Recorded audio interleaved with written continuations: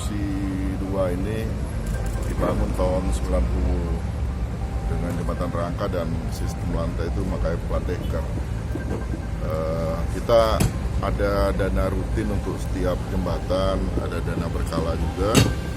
Kita lakukan pengawasan. Nah, ternyata pagi tadi kita temukan kondisi jembatan ada stringernya itu bautnya lepas.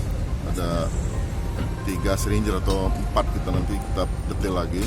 Nah, itu untuk memperbaiki stringer itu dari Gelagar Melintang ke Gelagar Melintang, lantai ini harus kita buka. Harus kita buka dan itu satu segmen sepanjang 5 meter. Nah, jadi baut ini benar-benar dia kebuka, lepas tidak ada, dicuri orang tidak ada. Jadi betul-betul ya mungkin usia jembatan juga dan sudah kita lapor ke pusat. Kita juga sudah kerjasama dengan dari Satlantas, Bapak dari Polsek juga untuk pengaturan traffic ini sudah dapat masukan juga untuk memasang beberapa tempat di banner seperti di Tanjung Api-Api nanti Tanjung Api-Api kilometer 12 di bandara juga kita pasang sehingga arus lalu lintas yang kita harapkan pengemudi yang menggunakan penumpang yang biasa mobil bisa lewat area kota masuk kota.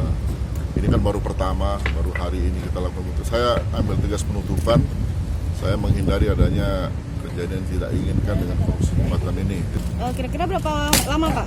Kami targetkan ini sekitar 14 hari, tapi kami kerja 3 shift nanti. Kita lihat nanti malam ini baru kita bongkar mulai sore ini. Kita ada 3 shift kerja, nah kita akan dipantau hari per hari oleh Pak Kasarker, Pak Dadi dan BPK-nya Pak Amri. Sistem kerjanya seperti apa, Pak? Sistem kerja untuk perbaikan ya, kita kan ini ada segmental per 5 meter. Kita bongkar dulu aspal, udah itu lantai jembatannya kita bongkar, kita perbaikin stringernya, kita lakukan pemasangan perkuatan klik-klik gitu ya, dipasang siku, kita baut lagi ke Gelagar Melintang dan kita kasih perkuatan di bawahnya. Itu tahannya sampai berapa lama? Oh, kalau tahan ini kan sesuai dengan umur rencana jembatan ini.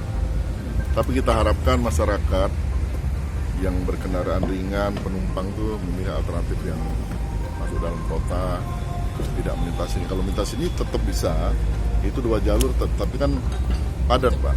Padat. Dan kita akan lakukan saran dari Pak Erwan juga di tempat pas jalan 2 jalur menjadi 1 itu akan kita lebarkan supaya mobil ini manuvernya tidak terlampau patah gitu, di smooth.